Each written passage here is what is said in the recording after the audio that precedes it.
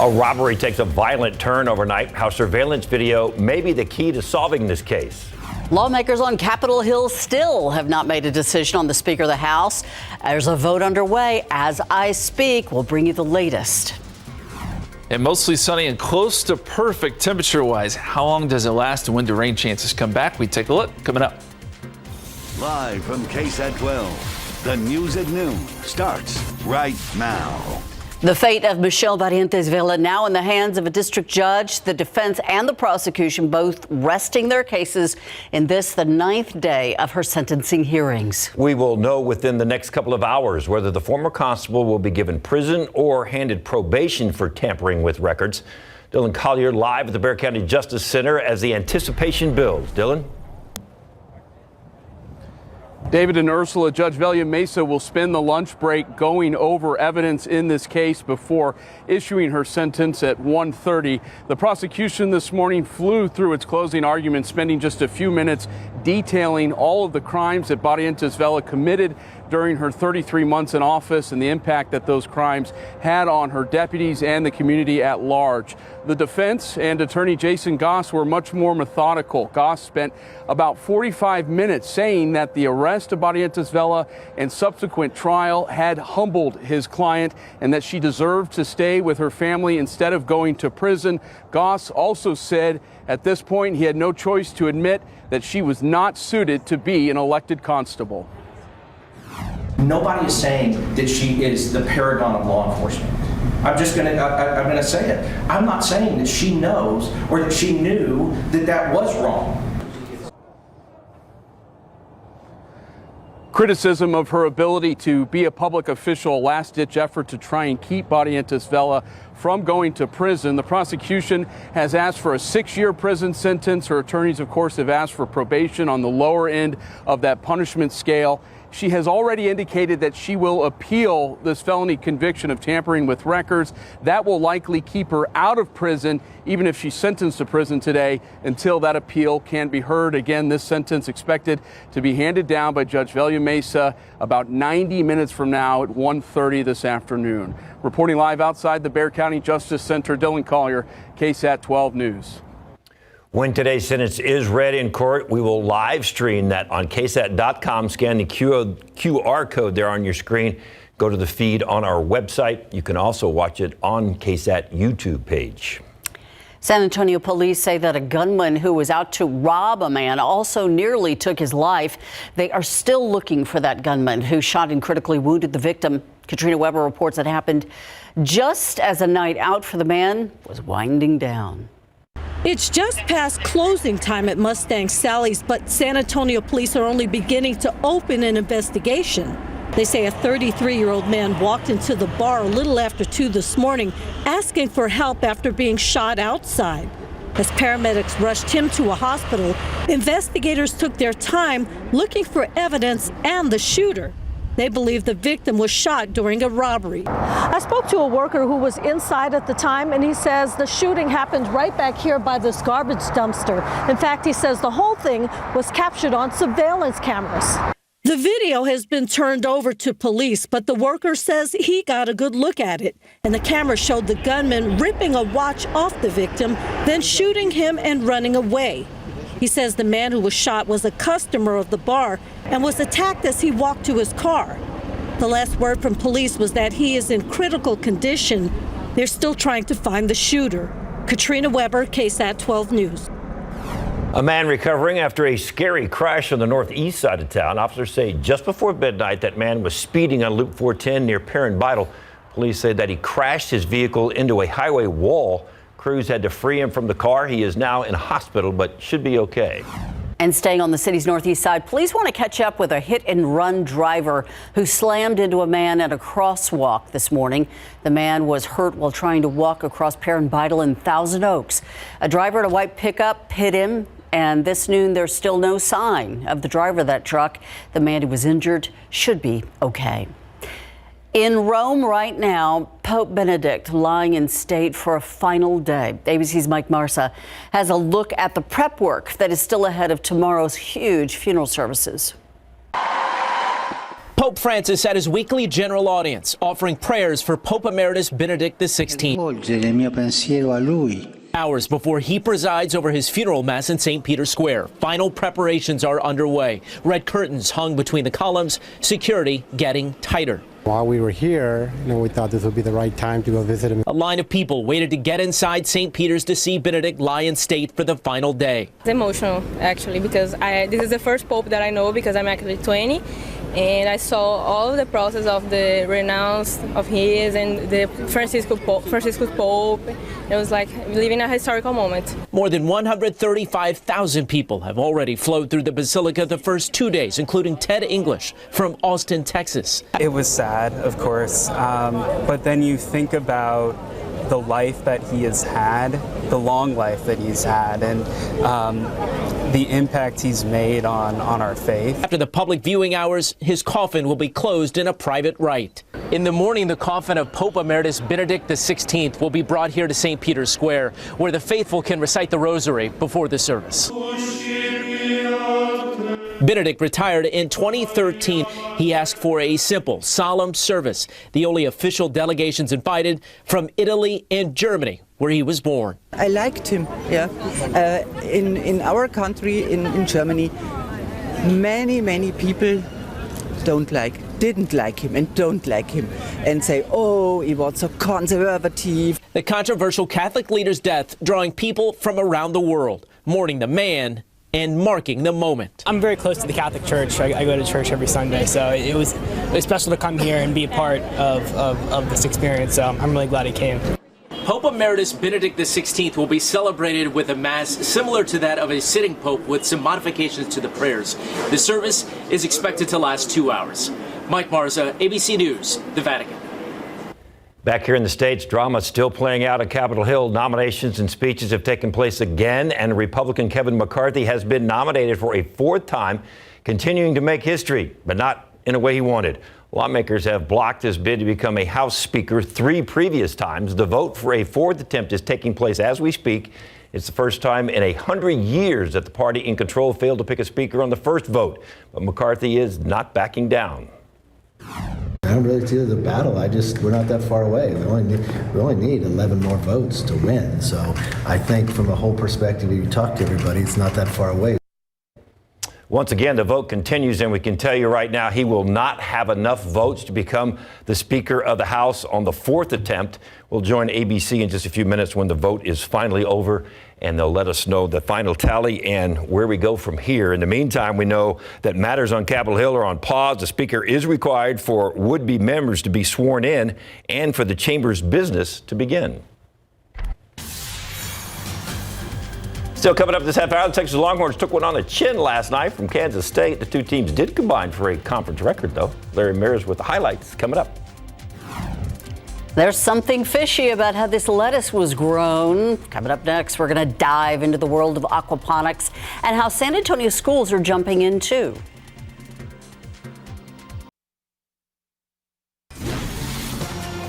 A local nonprofit fighting food insecurity with Aquaponics, a system that can help solve the issue of food shortages naturally. Tiffany Huertas explains the process that turns something that's sort of gross into something delicious and how local schools are getting involved. This is our aquaponics system. Charles Blank is in charge of this project at Gardopia Gardens. This can change a household by making them, food secure. Blank says the aquaponics system works using fish, plants, and bacteria. And what happens with this beneficial bacteria is it actually turns the fish waste, fish poop, into plant food. So it takes it from ammonia to a uptakeable form of nitrogen for the plants, and it's gravity fed into these tanks. The plants take out that nitrogen so it doesn't harm the fish. And then this pump sends it back to our fish tank, and it's just recirculating the entire time. This project was created over a year ago, and it has already provided the community with food. And these crops are grown entirely off of fish waste, closed loop system, 100% sustainable, no outputs, no byproducts, and the best lettuce you'll ever taste. The nonprofit will be building these aquaponics systems at local schools and showcasing them at a major event this year. Are ecstatic about doing at the Young Women's Leadership Academy, Highland Park, and the rodeo. These systems may look complicated, but once you set them up and get the basic pH testing down, you're ready to roll and you can go vertical. You don't need a lot of land for this. Tiffany Huertas, KSAT12 News. That's super cool. Interesting. Yeah. Yeah. All right, this is interesting as well because this is January and it feels like March. It does, but it's so very nice. Yes, no 70s. complaints. I mean, you really can't beat it. Sunny skies, it's going to be another great day. We've got a couple of great days stacked up in a row. The aquifer, though, still suffering. Down half a foot to 636.7. We've been struggling with the aquifer for the better part of a year. Still not in great shape. We've also been struggling with Mount Cedar. Look at that number, 12,180. We hope it goes down some. We'll take a look at the wind forecast and let you know what we think may happen tomorrow. And molds are low.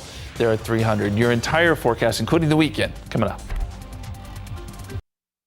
Fighting within his own party being waged in front of the American people yet again today, now in its second day. We haven't seen this, as we've been pointing out here, in 100 years in this country. Former President Trump, we should add, unable to sway the holdouts after today urging Republicans to, quote, vote for Kevin, close the deal. They have not. President Biden today weighing in on the chaos, saying it's, quote, not a good look for the country, adding, quote, I hope they get their act together.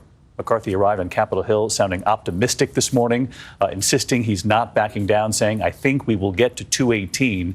He had hoped to adjourn before this first vote today to continue to campaign behind the scenes, but he would have needed a majority to adjourn and didn't have it. So let's get right to ABC's Rachel Scott, John Carl, both covering Congress, back up on the Hill for us today. And Rachel, McCarthy wanted to adjourn this. It's believed that didn't happen. The fourth round of voting went forward. And again, he just simply didn't have the vote. So what now? And are we to believe now on day two of this that he's going to be able to get some of these holdouts to come his way?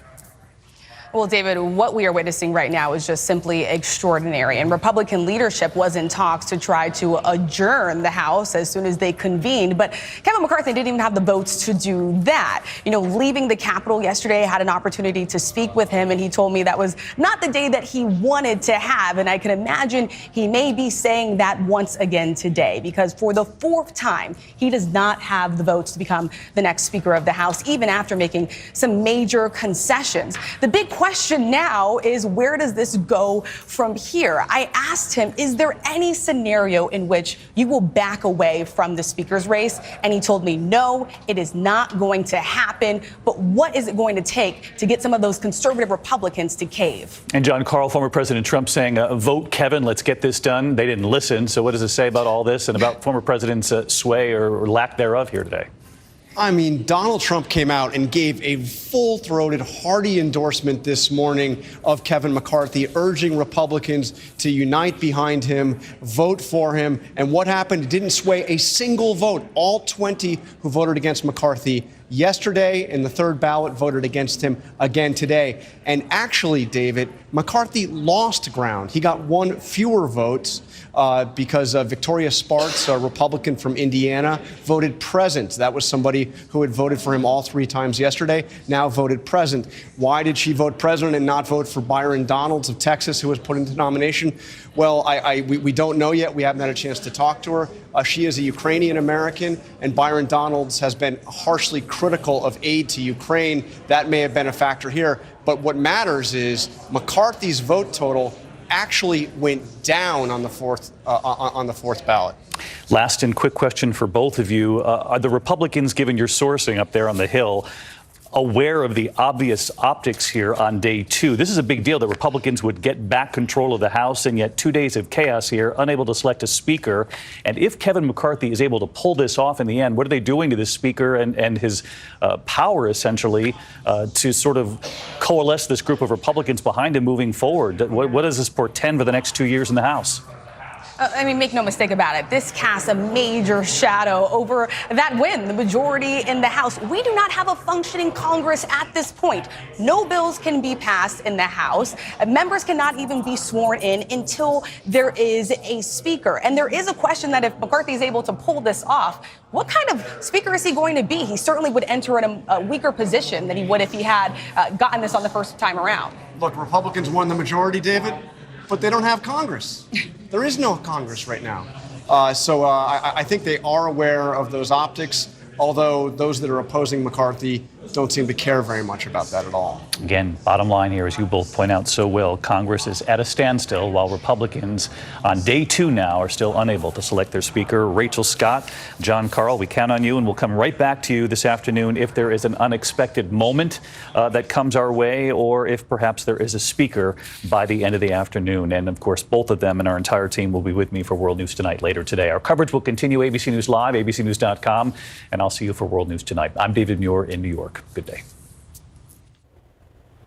Very interesting goings on in Washington, certainly getting an inside look at how politics work in a very unusual way. Good civics class. Yes. Right there. Well, let's go to weather class now. Weather 101. How about that? Yeah, a little less controversial. Okay, I'll try to be anyway. We want to talk about what's going on with the gusty winds. We had some gusty winds this morning, and we're seeing a little bit of that this afternoon. That's not a good sign when it comes to mountain cedar. And we know the numbers have jumped up today. And with these northwesterly winds still in place and gusty at times, it's conceivable that mountain cedar may rise a little bit more. We'll see where the count comes in tomorrow. This is never an exact science. But by tomorrow afternoon, the winds calm a little bit and we get more of a southerly breeze, so that should help. Gusts to 24 right now at the airport, gusting to 23 in Kerrville, gusting to 21 in Castroville. And here's the mountain cedar forecast. Again, today, 12,180. Tomorrow morning's forecast, or tomorrow morning's count, keep in mind, comes in obviously the morning hours. So it may still be very high, but by tomorrow afternoon, we're hoping that mountain cedar numbers fall a little bit with a light wind out of the south coming up tomorrow. We'll keep you posted.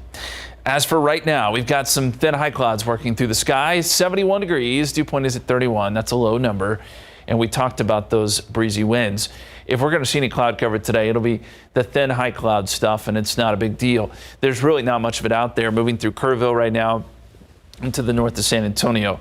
For the most part, you're going to see a lot of blue skies today and tomorrow, and it's going to make for some beautiful, beautiful weather. 66 in Kerrville, 73 in Uvalde after a cold start there. Most of us were in the 40s this morning, but we've made it now up into the 60s and 70s. 73 Kennedy, 74 Pleasanton, and around Bexar County, we're right in the low 70s. Should gain another 2 or 3 degrees before it's all said and done today. Dew point trend, well, we know it's dry, and we know it stays dry today and tomorrow. Friday is our transition day. So by Friday afternoon, you're starting to get more moisture pulling up into Texas. That's going to result in some cloud cover. May even see a little bit of patchy fog Friday morning, but more so Saturday morning. Fog, drizzle, it'll be kind of damp Saturday as our dew points peak in the muggy territory before falling off again with a cold front. So as we look across the country, I want to show you the East Coast. We've been talking about the storm system producing severe weather for the last 2 days. This is the 3rd day in a row now where we're getting more tornado watches and severe weather, this time for Georgia, Florida, and parts of South and North Carolina. This will eventually push off into the Atlantic and we'll finally be done with it, but not before some more interesting weather there along the Carolinas and Florida. You can see the spin in the atmosphere with this storm system, and it's just been kind of sitting there. There's snow on the backside of it too. We're ready for this to get out of there. There is one behind it that's going to give it a push, and this is a big, big storm system. Look at how much real estate this takes up. It's huge. This is causing issues for the West Coast. San Francisco up to Seattle, a lot of rain and wind with this, and then you've got really heavy snow in the higher elevations there in parts of California and Nevada. Part of the energy from this system does make it towards Texas, and that comes in the form of a frontal boundary. So by Friday, we mentioned we get more of the southerly flow. Here comes that wind off the Gulf, and humidity begins to increase. That sets the stage. By Saturday morning, I think we get some fog and drizzle. If you have plans Saturday morning, know that it could be a little bit damp. Shouldn't be a big, big issue, but it'll be there. And then there is a chance for some showers and storms with the front itself. That's overnight Saturday into pre-dawn Sunday. 40% chance of rain. the front pushes south, so too does the rain, and skies clear by Sunday afternoon. So here's how it looks in the extended forecast. 75 Thursday, 76 Friday, 73 Saturday, with more cloud cover, 40% chance of rain late Saturday night, early Sunday, then turning a little breezy on Sunday, and slightly cooler, not a big cool down, for the second half of the weekend and to start next week. We'll be right back. Pro football coverage, powered by Davis Law Firm. We start with some good news for Buffalo Bills safety DeMar Hamlin. Doctors saw promising signs of progress overnight, but Hamlin remained hospitalized in critical condition today, according to a friend and business partner. Jordan Rooney told ESPN that Hamlin is still in the intensive care unit at the University of Cincinnati Medical Center after he went in cardiac arrest on the field during the Bills game at the Bengals Monday night. Now, Hamlin's uncle told CNN that Hamlin had to be resuscitated twice. Well, his heart had went out, so they had to resuscitate him twice. They resuscitated him on the field before they brought him to the hospital, and then they resuscitated him a second time when he got to the hospital. So I just want to show my gratitude for the medical staff that were on hand, because if not for them, my nephew probably wouldn't even be here. Niagara Falls was illuminated in blue and white lights last night, the Bills' colors to honor Hamlin. Buffalo City Hall was also lit up in blue and white as well. It is game day for the Spurs, who will play at the New York Knicks tonight. Devin Vassell's listed as questionable with left knee soreness. The Spurs will try to snap a 2-game slide and pick up just their 6th road win of the season when they play at Madison Square Garden. The Spurs lost big time to the Nets Monday night, 139-103. Now, following that loss, the Spurs held a team dinner, and Keldon Johnson was asked if losing by 30-plus sort of ruins the night. I feel like if we won by 30 or lost by 30, I feel like we can go to dinner and we probably never even bring up basketball. I feel like our group is, we talk about everything. We all know each other on a personal level. So once we get out here, we got so many other things, more things to talk about than, what happened tonight. I feel like even if we win or lost, so I feel like we're going to have a good team dinner. We sit back, relax, and joke around, have fun, and get some good food. You know it was great food. Knicks will host the Spurs tonight, 6:30, Madison Square Garden. Highlights on the night beat. Now, the Knicks have won 2 in a row, winning at Houston 108-88 on New Year's Eve, and then beating the Suns at the Garden 102-83 Monday night. In that Suns game, Knicks guard Jalen Brunson scored 24 points, and all 5 Knicks starters reached double digits.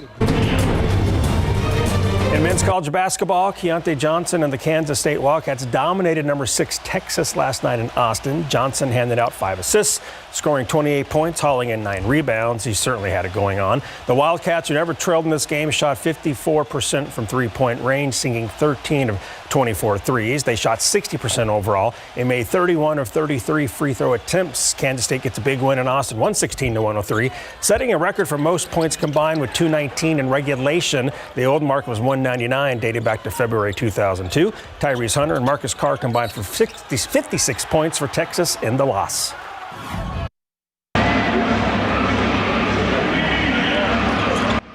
It was a little tough to hear, but former Red Raider Kevin McCullough was booed last night, and this Tech fan says our fave Kevin stayed, as in Kevin O'Banner. Kansas at Texas Tech, second half, closing seconds. Their fave Kevin misses a game-tying 3 with a defender all over him, and number 3 Kansas wins at Texas Tech 75-72. Is he your favorite, Kev? Ooh, he is now. He is now. I like Kevin McCullough too. Yeah, local kid. He's a good dude. Good baller. Yep. Sorry they booed him though. Have you ever eaten something that made you sick to your stomach? Well, you're not alone. An estimated 1 out of 6 people are going to get sick from food contamination in 2023, and it's definitely not fun. At 5, 12 on your side's Marilyn Moritz shares some tips you want to follow in the kitchen to make sure this does not happen to you.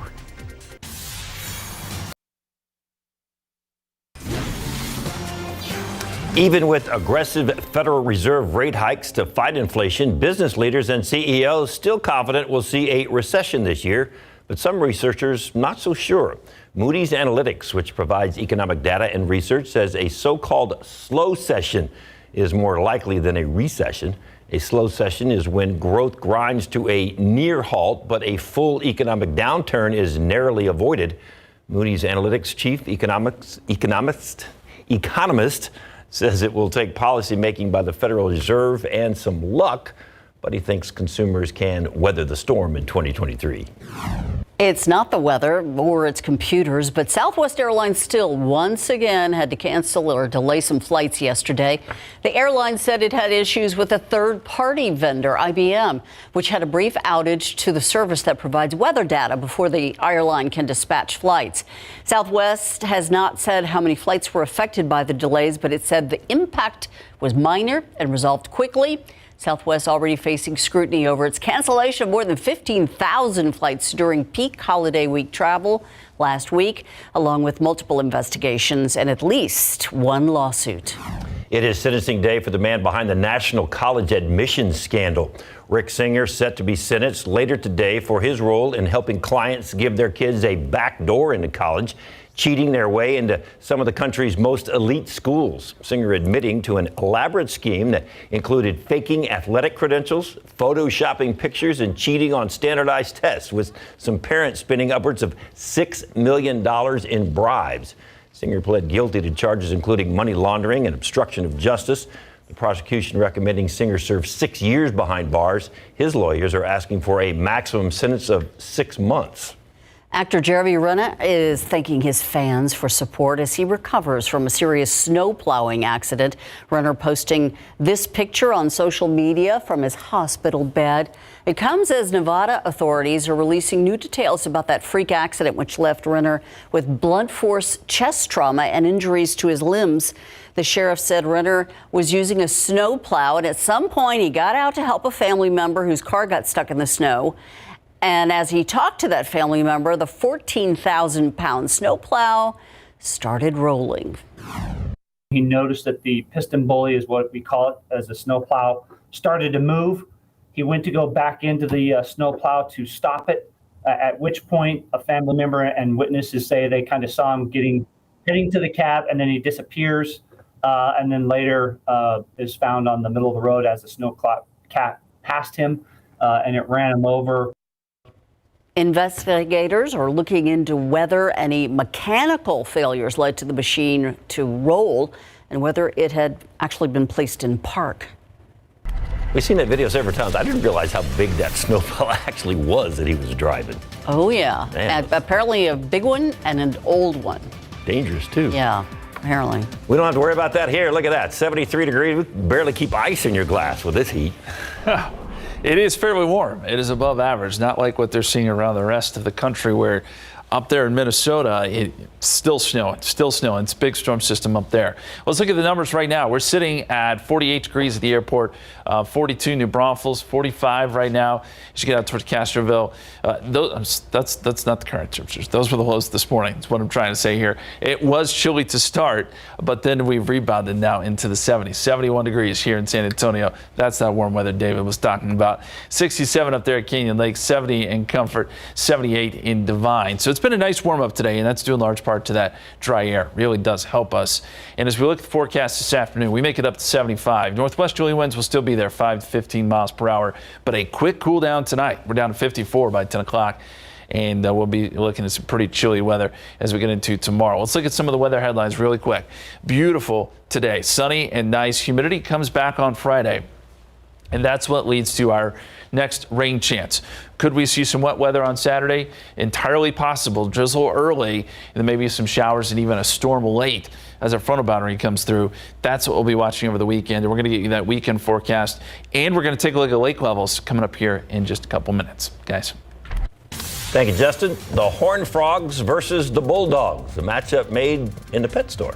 Larry Mears with more on the championship game coming up in sports.